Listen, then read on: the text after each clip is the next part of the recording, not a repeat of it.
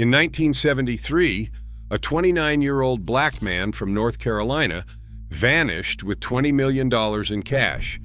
He left behind a wife, 3 sons, a mansion on Staten Island, and an empire that stretched across 21 states. The FBI put a $20,000 bounty on his head. It was the highest since John Dillinger. Over 50 years later, that bounty has never been collected. No body, no sighting, no arrest, no snitch. His name was Frank Matthews. They called him Black Caesar. He is the only major kingpin in American history who disappeared and was never found. This wasn't luck. Frank Matthews operated by a strict set of rules. Rules he built into every level of his organization from the day he entered the game at 21 until the day he walked away at 29. These rules didn't just build his empire, they kept him alive. And in the end, they made him a ghost. These are those rules. Number 10 to number 1. And whether you're in the streets or sitting in an office, every single one of them applies to your life right now. Rule number 10. Keep your circle small. The fewer people who know, the fewer people who can hurt you. This rule isn't just about crime, it's about life. Every person you let into your world is a person who can repeat what you told them. Every secret you share is a secret that now lives in someone else's mouth. And under enough pressure, money problems, jealousy, fear, almost everyone talks. Frank Matthews operated in 21 states. He imported hundreds of kilos. He supplied dealers from Boston to Alabama. But the people who understood the full scope of his operation could fit in one room. Each lieutenant knew his own city, his own territory, his own numbers. A dealer in Baltimore had no idea what was happening in Ohio. A courier in New York didn't know the name of the supplier in Venezuela. Every person had exactly the information they needed to do their job, nothing more. Matthews personally visited cities to check on things. He would descend on a town in his Cadillac, assess the situation, give instructions, and leave. He stayed involved, but he never let anyone see the full picture. Over 50 years later, nobody in his organization has ever given him up. Not because he threatened them, because most of them simply didn't know enough to say anything useful. Look at your own life. How many people know your business, your finances, your plans, your vulnerabilities? Every one of them is a potential leak. Not because they're bad people, because they're human, and humans talk. The only way to guarantee silence is to limit the number of people who have something to say. Rule number 9. Separate what people see from what actually matters. Matthews lived large, mansion on Staten Island, luxury cars, mink coats, prime seats at major sporting events, regular trips to Las Vegas, where he was treated like royalty. But that visible wealth was the decoy. The real money, $20 million in cash, was hidden in locations the government did not know about. When the IRS told Matthews he owed back taxes on $100 million earned in a single year, he did not panic. He did not flinch.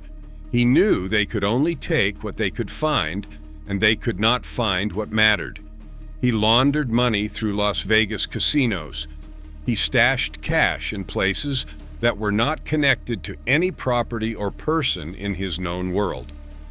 The mansion, the cars, the mink coats, that was the show. The $20 million was the exit. Think about that in your own life. How much of what people see about you is real, and how much is the show? The people who post everything online, every purchase, every vacation, every move, are building a map for anyone who wants to take from them. Whether that is the IRS, an ex, a jealous friend, or just bad luck, the smartest people keep the real assets invisible. Let the world see what you want them to see. Keep what matters where nobody can touch it. Rule number 8. Never let them see you coming, and never let them see you leave.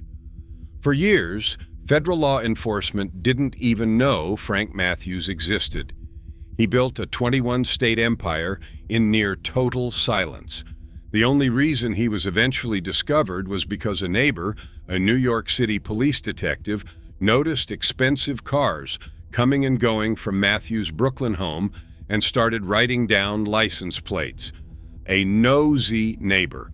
Not an informant, not a wiretap, not a cooperator. A man looking out his window brought the entire federal government to Frank Matthews' door. Even after he was discovered, Matthews didn't panic. He didn't run. He didn't change his name or flee the country. He continued operating with the kind of patience that most men in his position couldn't manage, while quietly preparing for the day he would need to disappear. And when that day came, nobody saw him leave. He was there one day and gone the next. No goodbye, no announcement, no trail. This applies to everything. Your career, your business, your relationships. The people who announce every move before they make it give their competition time to prepare. The people who announce their departure give their enemies time to block the exit. Move in silence. Let your results make the noise. And when the time comes to go, just go. Rule number 7. Pay people well. Loyalty isn't free, and it's always cheaper than betrayal. Matthews paid his couriers, airline stewardesses, $1,000 per delivery to smuggle product in their flight bags. They would pick up a package from an airport locker, carry it on their flight, and leave it in another locker at the destination. Clean. Simple. Nobody suspected a stewardess. He didn't underpay. He didn't squeeze his people for every dollar. He understood something that most bosses never learn, that a person who is paid fairly keeps quiet. A person who feels cheated is a person who calls the police. Every informant in history turned because they felt disrespected, underpaid, or disposable. Every betrayal starts with resentment. And resentment starts when people feel they're giving more than they're getting. Matthews made sure nobody in his operation felt that way. His franchise dealers made more money working with him than they could make with anyone else. His couriers were compensated well enough to take the risk without bitterness. His lieutenants were trusted and rewarded. This isn't just a crime principle, it's a life principle. Whether you're running a business, managing a team, or just trying to keep good people around you, pay people what they're worth. The cost of loyalty is always less than the cost of being sold out. Rule number 6. Let your results demand respect, not your mouth.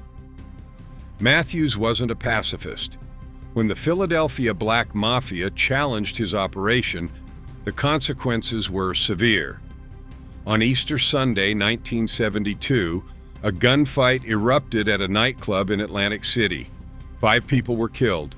26 were injured.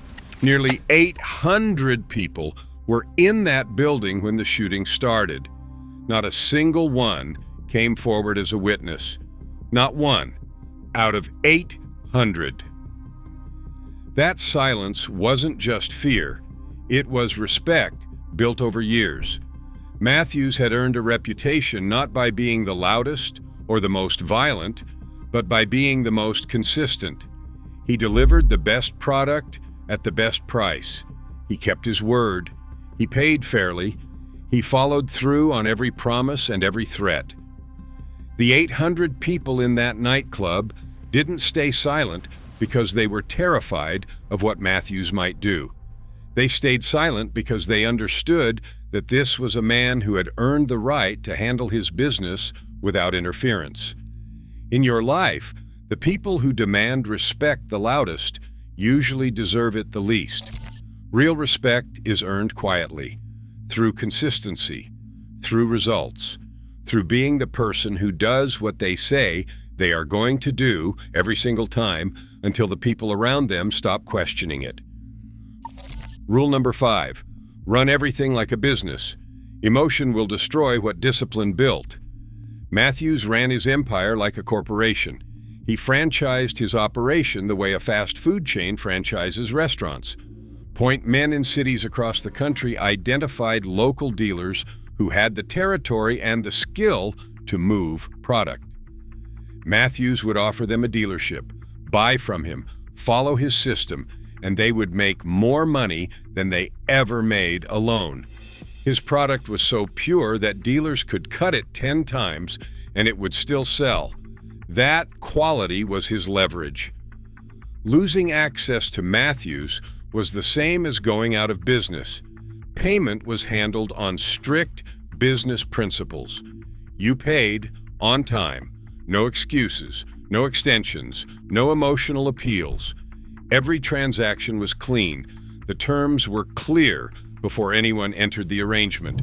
He told his associates to always get a round-trip ticket when they traveled. It did not matter if they did not use it. One-way tickets make them jumpy. One associate said that seemed expensive. Matthews laughed. That one-way ticket of yours damn near cost you $100,000. He meant the legal fees when you get flagged. He was always thinking 3 moves ahead. Not with anger, not with ego, with math. The moment you let emotion drive your decisions, you stop calculating. And the moment you stop calculating, you start losing. Rule number 4, build alliances from strength, never from need. In 1971, Matthews did something no black dealer had ever done. He organized a summit. He invited major black and Hispanic dealers from across the country to a meeting in Atlanta to discuss one thing: how to break the Italian mafia's monopoly on importation. A year later, he held another summit at the Sands Hotel in Las Vegas during the Muhammad Ali versus Jerry Quarry fight. These were not parties. They were board meetings. Matthews was the chairman. But here is what set Matthews apart from other men who built alliances. He never needed anyone in that room. Every dealer there came to Matthews because he had the supply they wanted. If the alliance fell apart tomorrow, Matthews would still have his pipeline, his mills, his network. The alliance was an advantage. It was never a lifeline. The moment you need someone more than they need you, you have given them power over your life. Build relationships from a position where you have something to offer, not from a position where you are begging for help. The strongest partnerships are between people who choose to work together, not people who have to. Rule number 3, if they reject you, don't beg. Build something bigger without them. The Gambinos said no. The Bananos said no. The 2 most powerful crime families in New York City looked at Frank Matthews and decided he wasn't worth their time. He didn't argue. He didn't plead. He didn't try again. He walked away. He found his own supplier. He built his own pipeline. He opened his own drug mills. He created his own distribution network across 21 states. Then he bought a mansion directly across the street from the head of the Gambino family. The man who rejected him had to look at Matthews' house every time he stepped outside. Rejection is information. It tells you that the door you're knocking on isn't your door. Most people hear no and spend the rest of their lives trying to change that person's mind. The ones who succeed hear no and use it as fuel to build something the other person can't ignore. Matthews turned a rejection into an empire. The people who rejected him spent the rest of the decade watching him get richer from across the street. Rule number 2, know when to walk away. The table does not love you back. This is the rule that separates Frank Matthews from every other man in his position. He was 29 years old. He had been in the game for 8 years. He was making $77 million a year in today's money. He had the supply. He had the network. He had the money. He had everything. And he had the discipline to leave it all behind. When he was indicted in 1973, his bail was set at $5 million, the highest in American history. His lawyers got it reduced to $325,000. He posted it and walked out. On July 2nd, 1973, he was supposed to appear in a Brooklyn courthouse. He was facing 50 years. He never showed up. He took the $20 million. He took Cheryl Denise Brown, the one person he trusted enough to disappear with. And he left behind everything else: the wife, the 3 sons, the mansion, the Cadillacs, the mink coats, the empire. Most people can't walk away from a job that is killing them, from a relationship that is destroying them, from a situation they know is going to end badly. They stay because they are attached to what they built. They stay because walking away feels like losing. Matthews understood what most people never learn. Walking away is not losing. Walking away is the only move that lets you keep what matters. And the thing that matters most is not the money or the empire or the reputation. It is your freedom. Rule number 1, protect the code, because in the end, your word is the only thing that outlasts you. Over 50 years have passed since Frank Matthews vanished. Not his wife, who was left behind with 3 sons and an empty mansion, has never said a word. Not his lieutenants, who were arrested and prosecuted and pressured by every agency in the federal government. Not the dealers in 21 states who attended his summits and bought his product. Not the stewardesses who carried his packages. Not Cheryl Brown, the woman who vanished with him and has never been seen or heard from in half a century. 50 years of silence.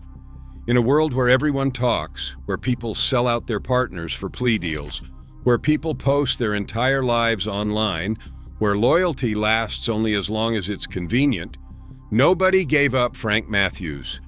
That silence is his real legacy. Not the empire, not the money, not the 21 states.